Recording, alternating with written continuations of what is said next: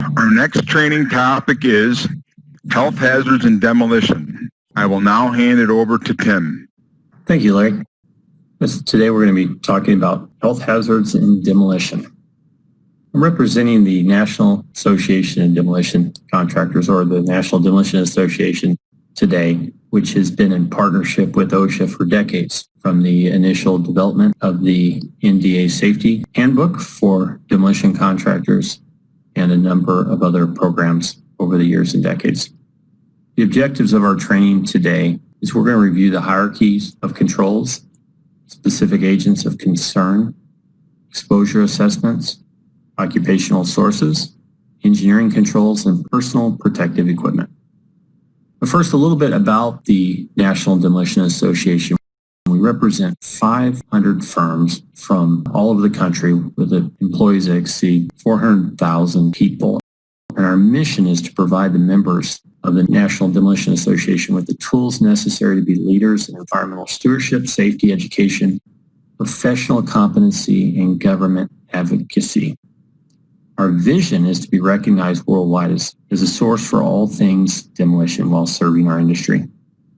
The NDA has developed a number of great safety and training resources, and as mentioned before, some in partnership with OSHA, which includes the Safety Handbook that has gone through a number of revisions, recently developed some information on robotics, pre-engineering survey example for our members and others. The National Demolition Association Safety app has over 70 safety talks available, including job hazard analysis. We have a number of guidance documents, including the High Reach Excavator guidance document, ANSI standards that pertain to demolition, A10.6. And my favorite is the Foundations of Demolition Management. This is a 4-part, 40-hour certificate program that we've developed that will soon be a part of our certification. And it provides a high-level overview of demolition estimating, demolition project management, demolition cost tracking, and my personal favorite of the 4, demolition risk management. And I am privileged and honored to not only be one of the contributors in the development of this, but currently one of the facilitators in training this first ever 40-hour certificate program specific to demolition in the industry. So a little bit about myself. I am the program manager for D4 services at AECOM. And what is that? Well, decommissioning often encompasses deactivation, making the plant cold, dark, and dry, decontamination, performing asbestos, lead, and removing other health hazards, as we'll talk about today, and then ultimately the demolition, thus D4. I currently and have for some time been the technical practice group leader for our Demolition Center of Excellence at AECOM for a number of years now. So for more information on the National Demolition Association resources, here's the link to our website or our number that you can call to talk to our Executive Director, Jeff, and others there that will be happy to help you with any questions that you may have. Safety moment. Whenever we present or meet with a group of 5 or more people, we generally like to start the meeting with a safety moment. And for me, I usually will use safety moments that are personal. And I believe if you're in the demolition industry and somebody is seriously injured and or killed on one of your projects, considering they're mostly small businesses, it will be personal. And so this is a good way to not only communicate with your workers, but to share the information in such a way that people will retain it and use it when needed. And on a personal note, in this professional industry that I've made a living in for 3 decades now, as it pertains to health hazards, one in particular really hit home for me in the last couple of years, and that is one of our shooters or blasters. These are the small handful of companies. There's less than 6 you can count on one hand, or 5 that you can count on one hand. We lost one recently, and it wasn't as a result of a structure coming down while they were repairing it or as a result of the explosives. It was because of asbestos. This one blaster died of mesothelioma, and clearly sometime in his career and presumably while preparing structures for explosive failure and implosions, he was presumably exposed to asbestos at one time. And so he's no longer with us. And He passed away, leaving a wife and 3 daughters. And again, really hit home for me that we haven't had any fatalities that I know of in the last 30 years in this industry pertaining to implosions or explosive filling. But we've lost one of our few handful of leaders because of health hazards, which we will be talking about today. So a couple of the standards and references here. We have 29 CFR subpart C, which is for training, and OSHA requires training. I mentioned some great training resources earlier, the 40-hour certificate program, but also OSHA 10-hour, OSHA 30-hour, and many other OSHA training courses are available. And this particular subject, demolition, falls under subpart T.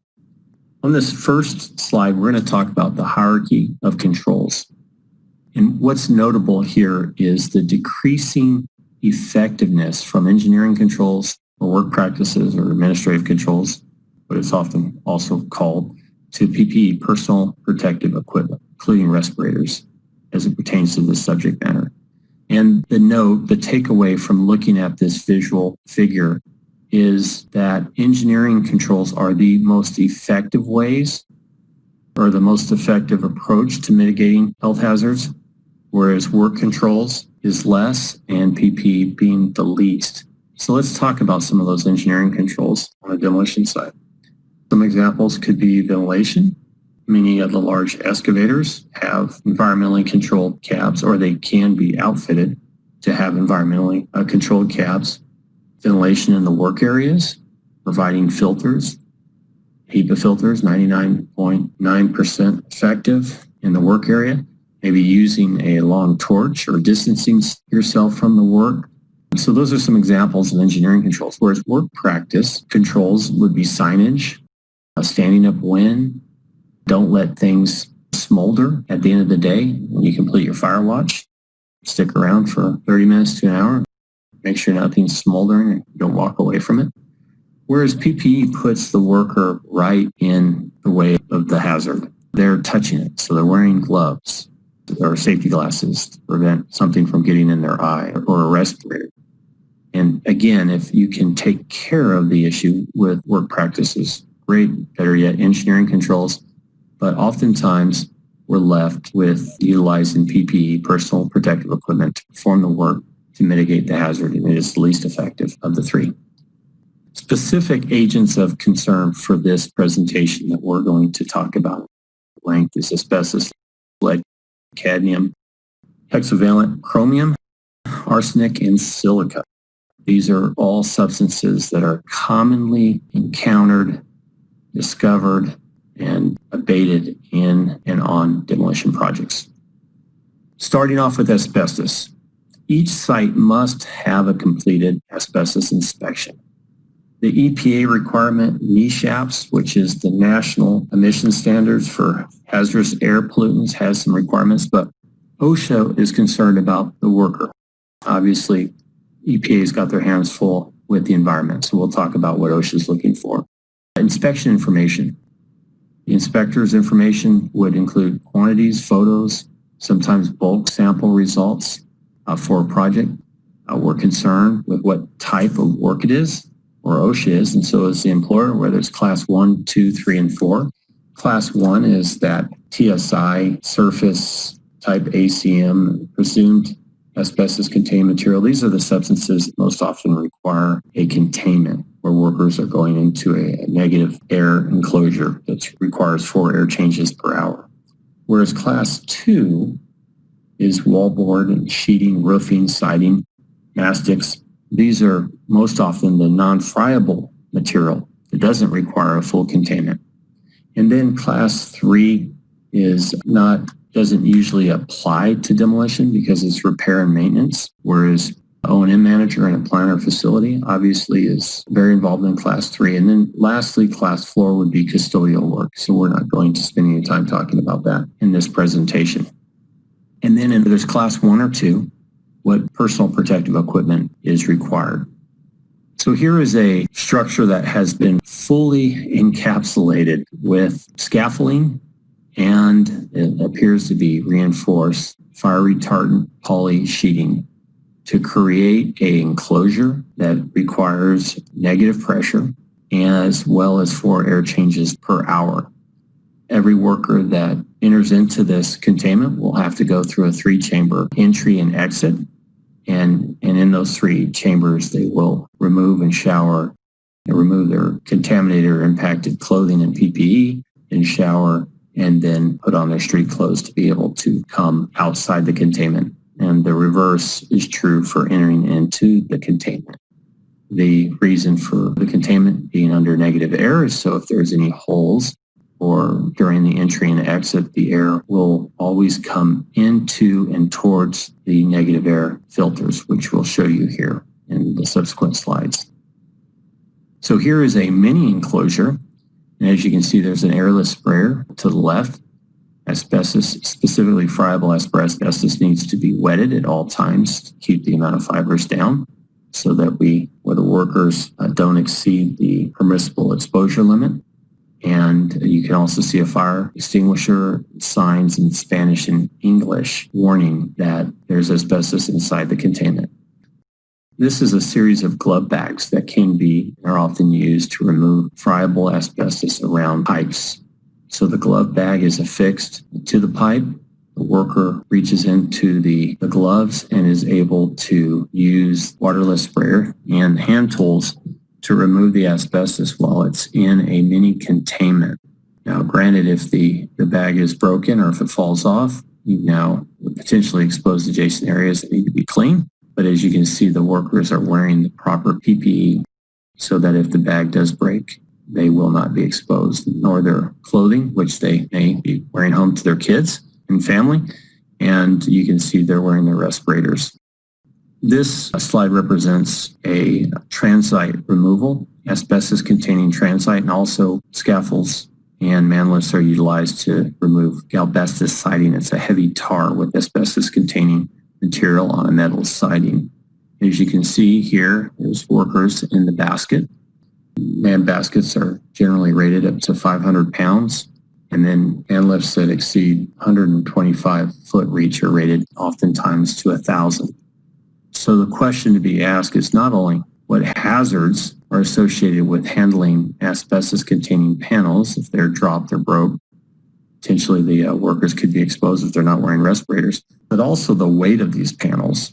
If you have 2 workers, and if they're my size, 6 foot 5 inches tall and 235 pounds, you can see that you could quickly exceed the capacity of the man lift if it's extended out at a 45-degree angle once you've removed a panel with the weight of the panel. And there's glazing kits that can be utilized to help workers remove the panels, or oftentimes if the panel's too heavy, the contractor will have to use the low lift to get up underneath the panel so that it can be removed.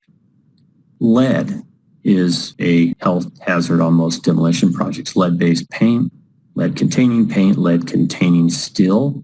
And as you can see in the picture to the left, loose and flaky lead paint is often present on industrial projects and even older commercial sites where steel was painted with lead.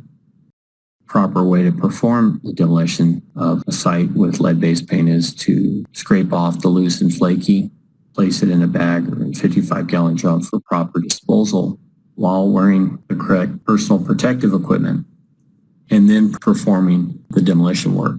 The lead standard, by the way, is 1910 subpart Z, and it requires that workers use respirators, and the action level is to airborne concentrations of lead of 30 micrograms per cubic meter of air over an 8-hour period. That is the action level. That's when they need to start wearing a respirator. That's 1910.1025B, and then that's up to the permissible exposure limit that is based upon the respirator they're wearing. It's a half-faced, full-faced PAPR. Each respirator has a higher protection as you move up from half-face to full-face to PAPR and supplied air. The mitigation of lead. There's a number of means and methods. You can keep it wet. You can have a heap evac, a high-efficiency particulate filter on it at the source while you're performing the torch cutting or maybe the scraping of the lead. And there's different types of respirators, as I just mentioned, depending upon the historical data and sampling information the contractor has. Speaking of historical data, it's good up to about 12 months to show that you're keeping the workers below the action level or the permissible exposure limit. And the lead standard applies when contractors over the action level 30 days or more, and that's at 30 parts per million.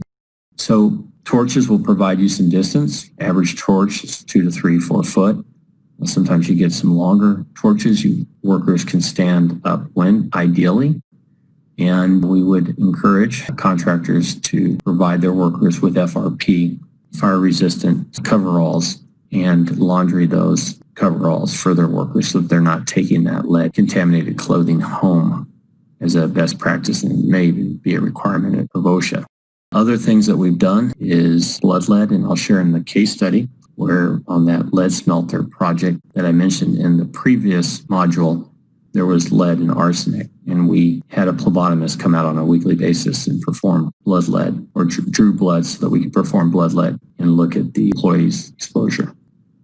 As you can see in this photo, these workers are torching on some steel. The steel had lead-based paint on it, but also most steel has a small amount of lead content. It makes the steel less brittle. And so something that you'll notice is there's no fumes or dust or smoke, and that's because the work area was adequately ventilated. So otherwise, if there wasn't a large or a number of large negative air machines near, you wouldn't be able to see the workers in this photograph. The other thing that you'll notice is the fire watch has a extinguisher, also wearing a respirator with the workers, and is ready to extinguish anything that may be flammable in the area, which requires all flammable material be removed 30 feet from the area, but that's not always the case when you're demolishing through a structure and you encounter something that's flammable that you were not aware of until you encounter it. Abated cut lines applies more often to construction than it does demolition, but there are times where we are required to either with chemical or needle gun or thermal or some other way abate lead-based paint on a structure in order to perform a torch cut, which is what this worker is doing here in this photo. When lead is present on the project, as with asbestos, proper signage needs to be provided to stay away, especially if it's deteriorating, and it needs to be contained in the proper, whether drum or container, if it's going to be laundried, such as noted here, the caution sign to the left in the figure. Lead abatement is performed in a number of ways. In the photos here, you can see that they're grinding using needle guns, and oftentimes the tools that are used for lead abatement can be modified so that they have a built-in HEPA vacuum connection to collect the lead base, the lead-containing paint or material while it's being abated. As we mentioned earlier, the exposure assessments are very important to establish the amount of lead that workers are encountering in the work area. This is performed through historical data used to determine that exposure limit. It's determined by the percent of lead by volume, the work activity control methods, environmental conditions, to eliminate exposure with a great deal of accuracy if the monitoring is performed correctly. And so continuous monitoring is also needed to keep updating the exposure logs so that they're current, to make sure that the workers are in the right and adequate level or wearing the right protection depending upon what the level of lead exposure is in the work area. Cadmium is also a concern and can be encountered in the work area. Silver, metal powder, it's odorless. It will irritate the eyes, the skin, and it's toxic. It can cause headaches, nausea, kidney damage. It's flammable, so cadmium should be identified in the work area before work commences. Cadmium is used in batteries, pigments, and paint. Also in TV screens, and cigarette smoke has some cadmium fertilizers, light bulbs. So again, at the beginning of the project, the regulated materials assessment should hopefully identify cadmium as well as asbestos and lead. But it's up to the workers and the employers to, if they have questions, to investigate further before they proceed if they think that some object that they're demolishing has cadmium. Occupational sources of cadmium is zinc refining. During the manufacturing of batteries, and it can be encountered in fly ash. Notably, there's a lot of fly ash generated in the burning of coal and other activities on industrial sites. Arsenic. I had demolished a lead smelting plant, and we had to decontaminate it before we demolished it. During that decontamination, we encountered a lot of arsenic. As with the lead, it was a byproduct of battery recycling, and arsenic is very dangerous, obviously, if swallowed. So arsenic needs to be identified and removed prior to the demolition of a structure or project. Sources of arsenic include pesticides, rice, mining, smelting of gold, lead, copper, nickel, production of iron, steel, coal. Leachate can generate arsenic from coal mines. It's used as a preservative in wood and herbicides. As noted before, tobacco smoke and wallpaper paste and pigmentation in wallpaper. So there's a number of sources of arsenic that need to be identified in the workplace before demolition commences. Here's some physical examples of where arsenic can be encountered. The right is inside the ductwork at the power plant facility that's shown to the left. Hexavalent chromium is generated during the torch cutting of stainless steel 304 or 316 grades. And so it's very important that workers are wearing adequate respirators during these activities. In the tanning process, during plating, cutting and grinding on chrome-plated surfaces can create hexavalent chromium exposures, and is also an environmental contamination for those of you who may recall the movie or Story of Aaron Brockovich. Some of the controls for hexavalent chromium is ventilation, PPE, work practices, as we talked about the hierarchy of controls earlier, and measuring the amount in the workplace. Silica. Silica has become a very popular substance of discussion in the demolition industry. Technically, respirable crystalline silica are very small particles that are 100 times smaller than the ordinary grain of sand that you would encounter. And as such, it's very easy for the workers on demolition sites to breathe in silica. And as a result of that, over years in the demolition industry, it could cause lung cancer, kidney disease, and other health hazards for workers. As you can see during the demolition of the structure, to the right, you see a dust boss unit, which is blowing water into the work area rather than just fire hose. This unit is similar to a snow making machine, so it spreads out a mist rather than just a stream to keep the amount of dust particles down in silica that's in the air as a result of demolition work. Workers performing jackhammering on floors could create silica exposure, as seen in this photo.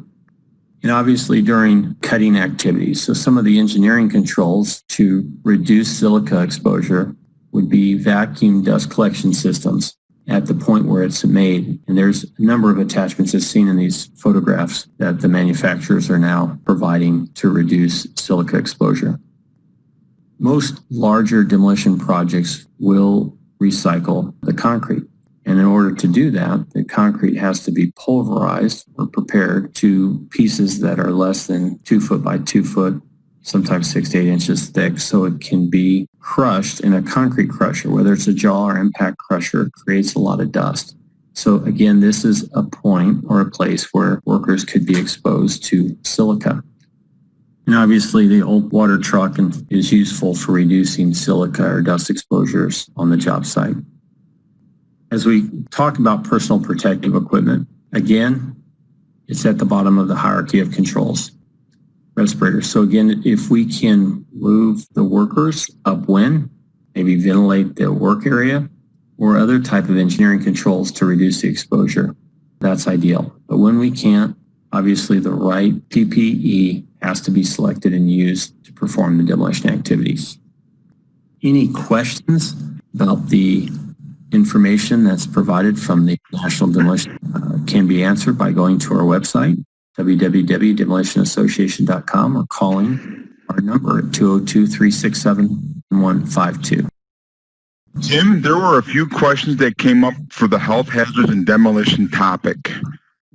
The first question is, if an environmental survey is given by the project owner, does the contractor have any additional responsibility for testing or investigation to protect their employees? Great question. And the answer is maybe. And the maybe would be if, or over the course of the demolition project, the workers encounter a substance that was not identified on the assessment and they're not sure what it is, that would potentially require or should require contractor to stop and ask the owner or the owner's engineer what the material is and does it need to be tested, especially if it's a substance that they're going to grind, cut, or use a torch near or on that could create a toxic substance or an exposure. The second question we have, if there is very little site history, how do contractors protect their employees? Yes, so employers have a responsibility to educate their employees on the hazards in the workplace. Specifically, if asbestos, there's an asbestos awareness course that's provided, and other training should be provided to workers that will allow them or help them to better identify substances in the workplace that could be harmful to them. Workers have that responsibility to be looking out for themselves, each other's, but employers have a greater responsibility of making sure that that training and that orientation is provided to workers when they begin working on it at a site.